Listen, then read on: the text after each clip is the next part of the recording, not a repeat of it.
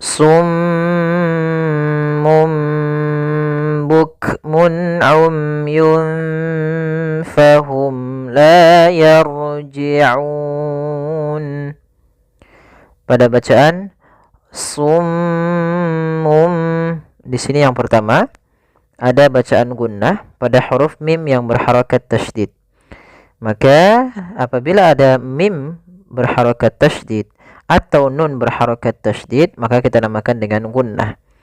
Sebagaimana yang disampaikan oleh Imam Al-Jamzuri di dalam matan Tuhfatul Atfal, wa gunna miman thumma nunan syuddidah, dan gunnahkanlah huruf mim dan nun ketika keduanya berharakat tasydid. Kemudian summum bukmun. Pada lafal mum di sini ada bacaan iqlab. Iqlab artinya apa? Yaitu berasal dari kata aqlaba yuqlibu iqlab, yaitu membalikkan. Apa yang dibalikkan? Di sini pada dasarnya itu kata summun bertemu dengan ba. Tapi di sini ditulis dengan dhammah dengan ada mim. Yang artinya ini mim yang dibaca awalnya pakai n, summun. Kemudian karena ia baca iqlab, maka di sini mimnya dianggap kita matikan. Maka pertama ditahan dulu suara m-nya karena dibacaan gunnah. Kemudian ketika lafal mum itu langsung matikan di sini dan ditahan suara gunnahnya. Summum bukmun. Kemudian pada lafal kaf ada bacaan hams. Bacaan hams yaitu mengalirnya nafas kita, atau kita namakan di dalam bahasa Arab jaroyanu an-nafas. Tapi untuk huruf kaf tidak terlalu banyak, hanya sekedarnya untuk mengeluarkan makhraj pada huruf kaf. Maka ak, kemudian buk, seperti itu. Dan tapi dia tidak boleh berhenti, tidak boleh bukmun gitu ya. Tapi langsung saja bukmun. Kemudian pada lafal mun di sini ada tanwin. Mun ketemu dengan huruf ain, maka dinamakan dengan bacaan izhar halqi. Izhar artinya jelas, halq dari tenggorokan. Maka adanya huruf nun mati adanya huruf tanwin an in un bertemu dengan huruf-huruf halq yaitu huruf izhar, adanya di tenggorokan semua, yaitu hamzah ha, ain ha, wain, kha. Apabila ada huruf 6 ini datang setelah nun sukun atau tanwin an in un, maka dinamakan dengan izhar. Cara membacanya harus jelas suara an-nya.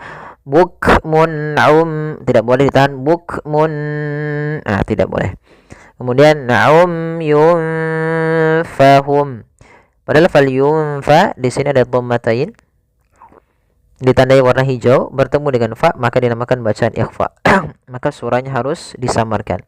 Ikhfa yaitu menyamarkan, samar, atau menyamarkan antara bacaan, atau kita membacanya di antara izhar dan idgham. Kalau izhar itu jelas, kalau idgham itu dimasukkan. Sehingga di antara keduanya maka dia ada namanya ikhfa, samar. Maka kita menyamarkan langsung ke huruf fa. Umyun fahum. Kemudian pada lafal mim mati bertemu dengan lam, kita namakan dengan idhar syafawi. Suara mimnya harus jelas. La yarji'un. Pada lafal la di sini ada mad tabi'i, yaitu adanya fathah bertemu dengan alif, lam fathah bertemu alif. Kemudian yarji'un. Ra-nya di sini ra tafkhim, ra tebal, tafkhim. Kemudian pada lafal laun ada bacaan mad arid disukun. Hati-hati juga di sini huruf ain, jangan dibaca yarji'un dengan hamzah, tapi dia ain, yarji'un. Pada lafal laun di sini ada hukum tajwid berupa mad arid disukun. Mad yang terjadi ketika akhir waqaf, yang mana sebelum huruf akhirnya yang dimatikan disebabkan sukun arid, sukun yang timbul karena waqaf, itu ada huruf mad berupa waw. Maka aun mad arid itu boleh panjangnya 2 harokat, boleh 4 harokat, boleh pula 6 harokat. Kita ulangi. Summum bukmun umyun fahum la yarji'un. Kemudian Au kasayyibin minas samai fihi dhulumatun wa ra'dun wa barqun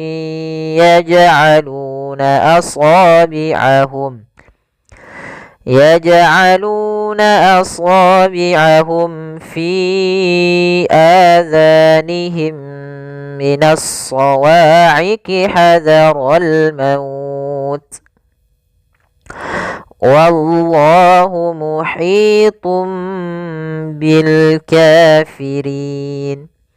Pada lafal au di sini ada bacaan lin, yaitu adanya fathah bertemu dengan waw, maka lembut dalam pelafalannya, lin artinya lembut. Kemudian kasayyibim, ya-nya ditekan, sayyibi, kasayyibim mi. Di sini ketika lafal bin ketemu dengan mim, ada hukum tajwid berupa idgham bi gunnah, yaitu ditandai dengan adanya tanwin bertemu dengan huruf mim. Cara membacanya, masukkan tanwin ke huruf mim dan ditahan gunnahnya. Nah, di sini kita namakan juga dengan idgham naqis. Au kasayyibim minas sama, atau kita kenal dengan idgham ma'al gunnah naqis. Ya, kemudian pada lafal minas samai, di sini ada alif lam syamsiyah, yaitu alif lam yang ditulis tapi tidak dibaca, langsung ke huruf sin. Kemudian pada lafal as-samai, di sini ada bacaan mad wajib muttasil, yaitu mad yang terjadi disebabkan karena adanya hamzah. Maka apabila ada hamzah datang setelah huruf mad dan hamzah tersebut berada dalam satu kata, maka dinamakan dengan mad wajib muttasil. Panjangnya adalah 4 harokat, maka kita panjangkan ma-nya 4 harokat. As-samai. Kemudian fihi, di sini ada mad tabi'i, yaitu adanya kasrah bertemu ya sukun, panjangnya 2 harokat. Kemudian zulumatu wa, di sini ada wa tebal, wu. Ujung lidah kita menempel dengan gigi seri atas dan pangkal lidah terangkat. Kemudian ma ada mad tabi'i, yaitu fathah bertemu alif. Kemudian tu wa ra'du. Nah, di sini lafal tu ada tanwin dhammatain, di sini dia warna abu-abu bertemu dengan waw, artinya dia dimasukkan, diidghamkan, maka dinamakan dengan idgham bi gunnah atau idgham ma'al gunnah. Nah, yaitu idgham yang dia cara membacanya tanwinnya dimasukkan ke huruf waw dan ditahan gunnahnya. Zulumatu wa ra'du wa barqun yaj'alun. Kemudian pada lafal dui sama seperti sebelumnya, yaitu dimasukkan dan hukumnya huruf idgham bi gunnah juga. Memasukkan ke waw, ditahan dulu. Kemudian wa barqun yaj'alun. Kemudian ro-nya tebal, di sini ro tafkhim, yaitu adanya ro sukun didahului fathah. Kemudian pada lafal kun ketemu ya sama, yaitu hukumnya yaitu idgham bi gunnah. Karena huruf idgham bi gunnah ada 4, yaitu ya, waw, mim, nun, yaitu yanmu. Maka cara membacanya, masukkan ke huruf ya dan ditahan. Wa barqun yaj'alun. Kemudian di sini jim ada bacaan qalqalah, yaitu huruf jimnya memantul, maka dipantulkan huruf jimnya, yaitu tapi dengan syarat tidak ada tambahan hamzah, yaitu misalkan yaj'alun, nah itu tambahan hamzah, atau dia berhenti misalkan yaj'alun, nah itu tidak boleh, tapi langsung saja yaj'aluna, yaj'aluna. Kemudian pada lafal lu, di sini ada mad tabi'i, yaitu ditandai dengan dhammah bertemu waw. Kemudian asabi'ahum. Kemudian di sini pada lafal shad ada mad tabi'i, adanya fathah bertemu alif.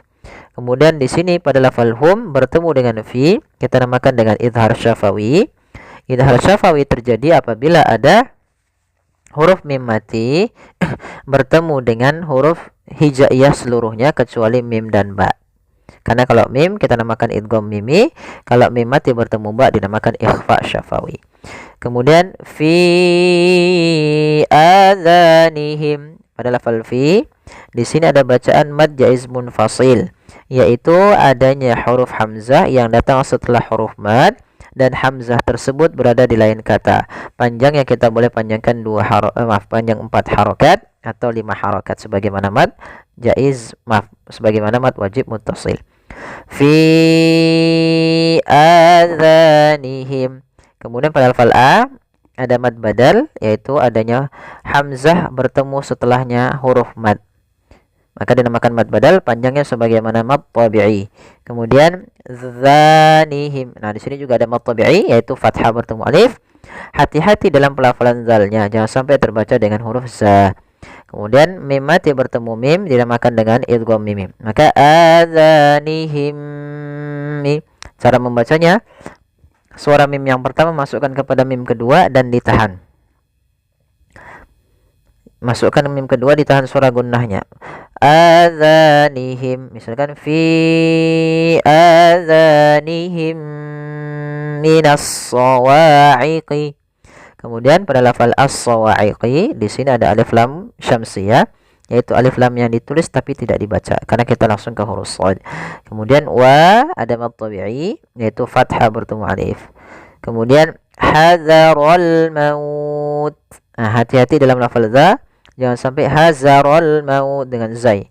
Nah, nanti merubah hurufnya. Kemudian di sini ada alif lam qamariyah karena bertemu dengan huruf mim yang dimana dia termasuk huruf qamariyah. Kemudian al-maut. Nah, di sini ada dua hukum, yaitu bisa mad arid lisukun, bisa juga mad lin. Ya, kedua-duanya panjangnya sama, yaitu mad lin kapan terjadinya? Apabila ada huruf waw didahului dengan huruf mad dan kemudian di huruf akhirnya ada huruf ta. Maka di sini panjangnya berapa harokat? Yaitu mad lin yang panjangnya adalah kita boleh panjangkan 2 harokat, boleh 4 harokat, dan boleh pula 6 harokat. Al-maut 2 harokat, al-maut, atau boleh juga al-maut 6 harokat. Kemudian ta ada sifat hamas ketika disukunkan. Kemudian wallahu muhitum bil kafirin. Kemudian wallah pada lafal Allah, di sini lam tebal, lafzul jalalah lamnya tebal. Kemudian dinamakan dengan sini panjangnya juga 2 harokat mad tabi'i. Kemudian humuhi, ya wallahu muhitum. Ini ha kecil, ha hi, jangan baca hi. Kemudian di sini ada mad tabi'i, yaitu kasrah bertemu ya. Kemudian tum bil kafirin, ada mim, di sini ada tanwin bertemu ba, sama seperti tadi di awal, yaitu ada iklab di atas. Maka di lafal summum bukmun, ini kita tahan suara bacaannya, yaitu kita balikkan suara nunnya menjadi suara mim, tum, sambil ditahan gunnahnya. Kemudian bil kafirin, di sini ada alif lam qamariyah yang ditulis tapi tidak dan dibaca. Kafirin, di sini ada mad tabi'i, yaitu pada lafal kaf mad tabi'i 2 harokat, yaitu adanya fathah bertemu alif.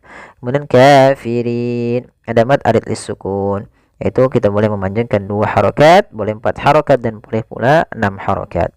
Kita sempurnakan dari ayat awalnya.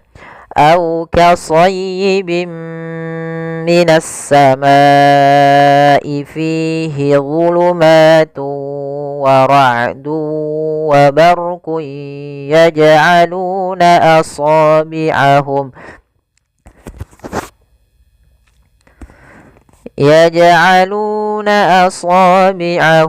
fi adhanihim minas sawa'iqi hadaral maut wallahu muhitum bil kafirin. Ya, semoga bermanfaat. Jazakumullahu khairan.